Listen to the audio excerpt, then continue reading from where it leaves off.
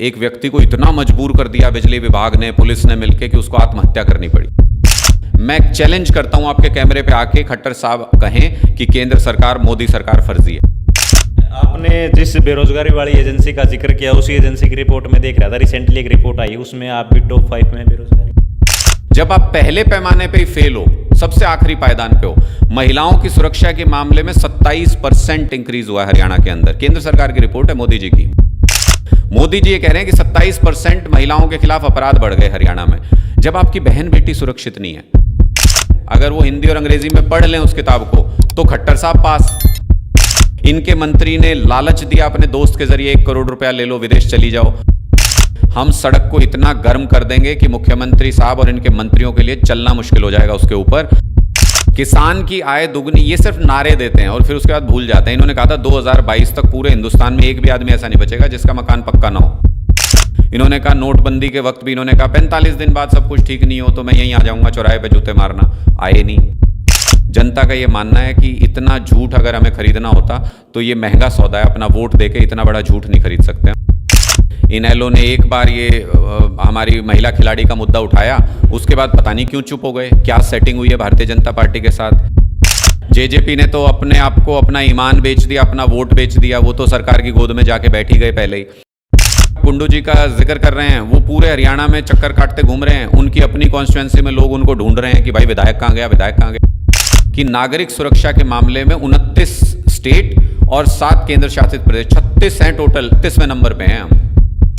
अगर हमारे घर की इज्जत सुरक्षित नहीं है तो कौन सी ऐसी योजना है जिसको देके बीजेपी हमको खुश कर सकती है, हरियाणा के लोगों को खुश कर सकती है? नमस्कार, इस वक्त रोहतक में है आम आदमी पार्टी के राष्ट्रीय सलाहकार अनुराग ढांडा हमारे साथ हैं। हरियाणा में गठबंधन सरकार के 3 साल का कार्यकाल पूरा हुआ और भारतीय जनता पार्टी का 8 साल का कार्यकाल पूरा हुआ। चंडीगढ़ से मुख्यमंत्री ने अपनी प्रेस वार्ता की और प्रेस वार्ता में हरियाणा वासियों को कई सौगात दी। बताया कि 8 साल में हमने जो है हरियाणा को 24 घंटे बिजली लगभग हर गांव को दे दी, क्राइम कम कर दिया, करप्शन कम कर दिया।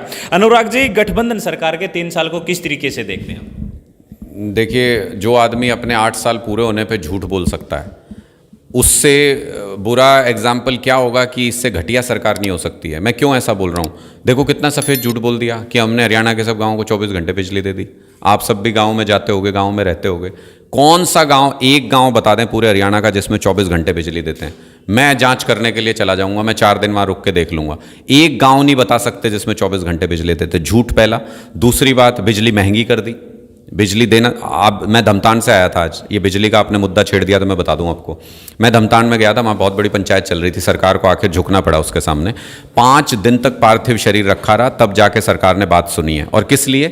कि वहाँ पे कुछ यूनिट बिजली के लिए एक व्यक्ति को इतना मजबूर कर दिया बिजली विभाग ने, पुलिस ने मिलकर, कि उसको आत्महत्या करनी पड़ी।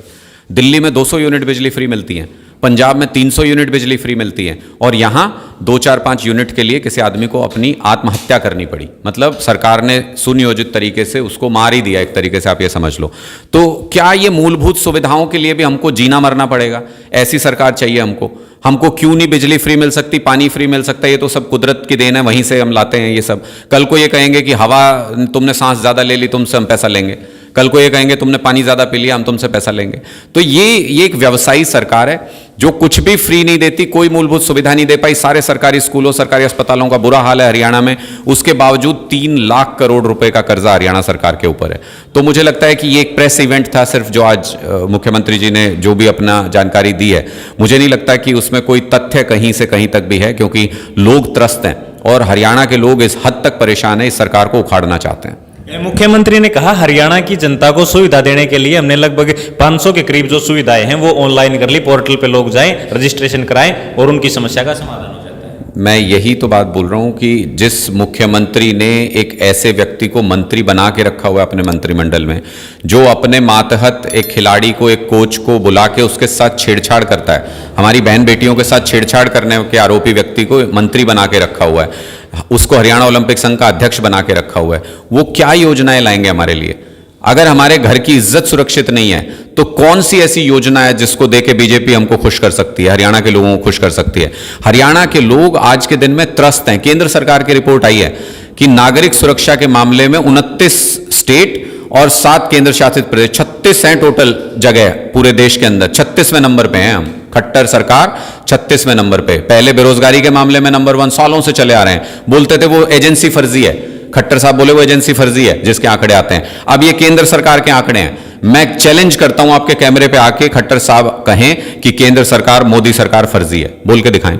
आपने जिस बेरोजगारी वाली एजेंसी का जिक्र किया, उसी एजेंसी की रिपोर्ट में देख रहा था, रिसेंटली एक रिपोर्ट आई, उसमें आप भी टॉप 5 में बेरोजगारी में दिल्ली में। देखिए दिल्ली, मैं तो कह रहा हूं दिल्ली के सामने तो बहुत सारे चैलेंजेस हैं। दिल्ली के सामने तो मतलब दिल्ली का आधा जो हिस्सा आता है वो केंद्र चलाता है। दिल्ली में तो हम खुद त्रस्त हैं इस बात से कि हमारी चुनी हुई सरकार को वहां पे एलजी से ओवर पावर करने की कोशिश करते हैं। लेकिन हरियाणा में तो इनकी पूर्ण बहुमत की, पूरी ताकत की अपनी सरकार है। बगल में पंजाब की सरकार है। हमने आने के बाद से अब तक 50,000 लोगों को नौकरी दे दी वहां पे। एक भी, क्या मजाल, एक पेपर लीक हुआ हो पंजाब के अंदर, आप यहां देख लीजिए। कभी कोई पेपर, अभी वेटनरी वाला पेपर रोक लगाई है उसके रिजल्ट के ऊपर कोर्ट में, हर पेपर लीक हो जाता है, किसी पेपर में कोई दिक्कत आ जाती है, किसी को ये खुद कैंसिल कर देते हैं। बेरोजगार लोग भटक रहे हैं हरियाणा के अंदर सबसे ज्यादा। तो मुझे लगता है कि वो उस चैलेंज को अगर आप देखें, अच्छा वो तो चलो मैं मान लेता हूं ना कि इनका वो एजेंसी, इन्होंने कह दिया कि भाई वो फर्जी है। मैं ये कह रहा हूं कि ये जो केंद्र सरकार की रिपोर्ट है जिसमें ये आखिरी नंबर पे है नागरिक सुरक्षा के मामले में, आप जीते किस लिए? पहली चिंता आपकी क्या होती है? अपने परिवार की सुरक्षा के लिए, जीवित बचूंगा कि नहीं बचूंगा।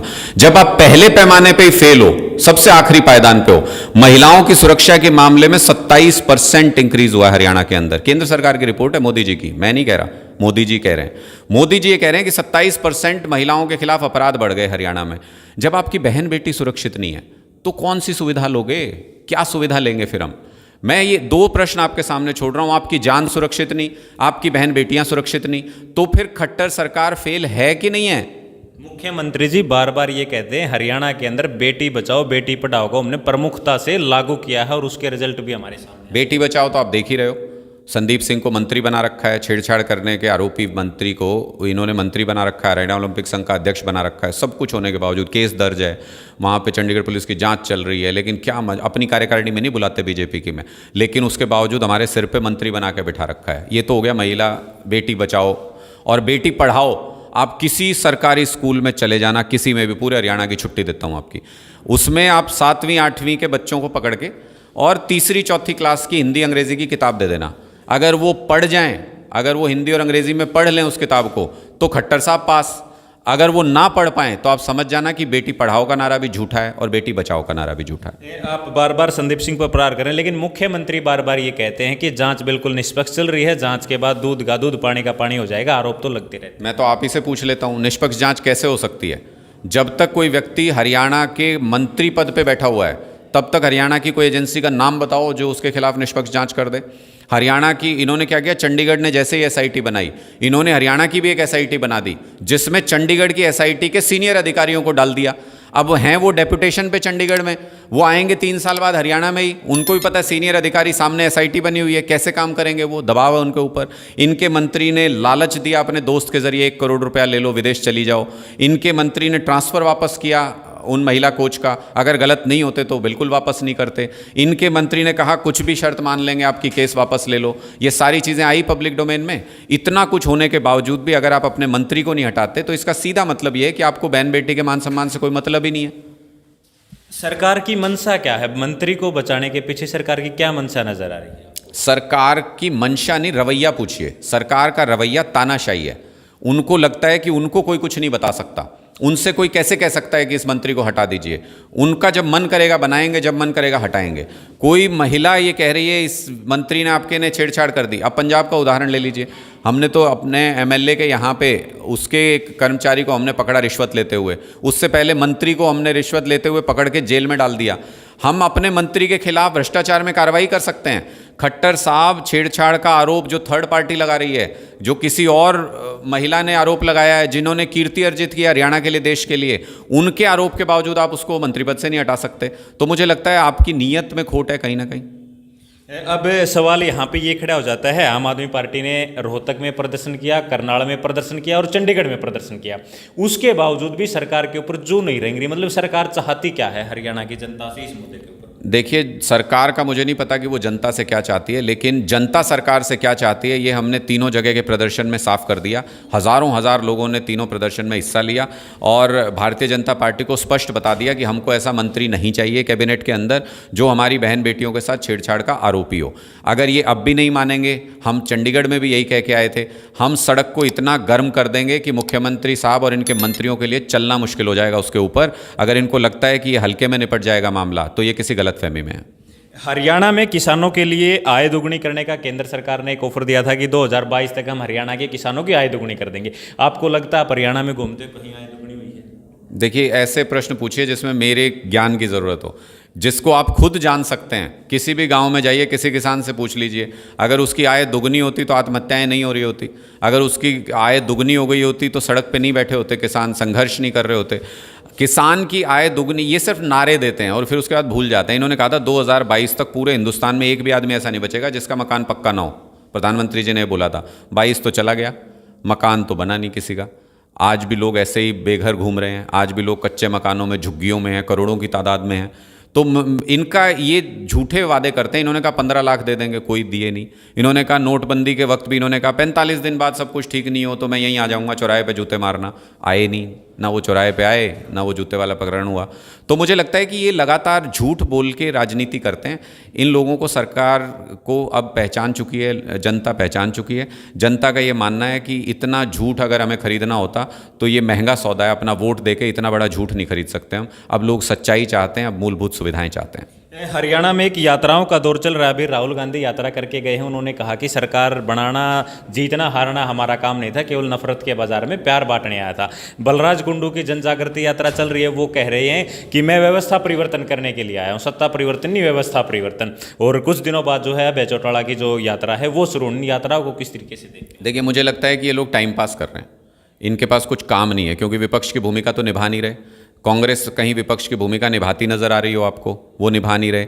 इनेलो ने एक बार ये हमारी महिला खिलाड़ी का मुद्दा उठाया, उसके बाद पता नहीं क्यों चुप हो गए। क्या सेटिंग हुई है भारतीय जनता पार्टी के साथ, वो भी चुप हो गए। जेजेपी ने तो अपने आप को, अपना ईमान बेच दिया, अपना वोट बेच दिया, वो तो सरकार की गोद में जाके बैठ ही गए पहले ही।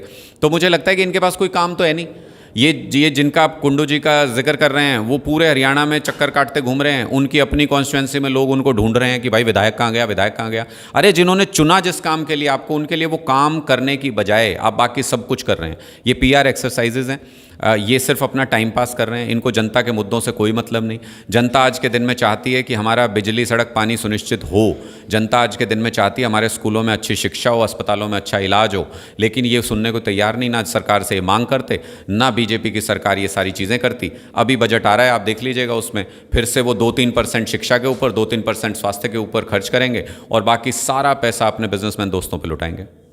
अब एक बड़ा सवाल यहाँ पे खड़ा हो जाता है। पिछले 8 साल से भाजपा की सरकार है, 3 साल से गठबंधन में प्रदेश में सरकार चल रही है। अनुराग ढांडा कोई ऐसी एक नीति सरकार की कह सकते हैं कि वो जनता के हित की थी और हम भी उस नीति का स्वागत करते हैं?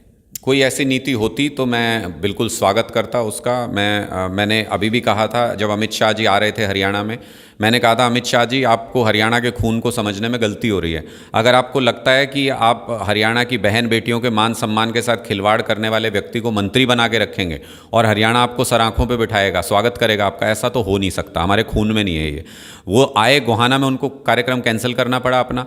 और अब इस बार जब प्रोग्राम में आए तो कोई भी पब्लिक मीटिंग उन्होंने नहीं की। मैंने तो उनसे कहा था, पब्लिक प्लेटफॉर्म से कहा था कि अगर आप इसको बर्खास्त करवा के हरियाणा में आएंगे, मैं खुद आपका स्वागत करूंगा, मैं खुद कहूंगा कि अच्छा काम करके आए। तो कोई अच्छा काम जिस दिन करेंगे उस दिन करेंगे तारीफ इनकी। अभी तो ये जनता को त्रस्त कर रहे हैं, जनता को लूट रहे हैं, जनता को परेशान कर रहे हैं, उसके लिए तो तारीफ नहीं कर सकते। आम आदमी पार्टी के सीनियर नेता अनुराग ढांडा थे। हर सवाल का बड़ी बेबाकी से जवाब दिया है। इनके जवाब को आप किस तरीके से देखते हैं वो हमें कमेंट बॉक्स में जरूर बताएं। कैमरामैन रोहित के साथ रोहतक से मोहित।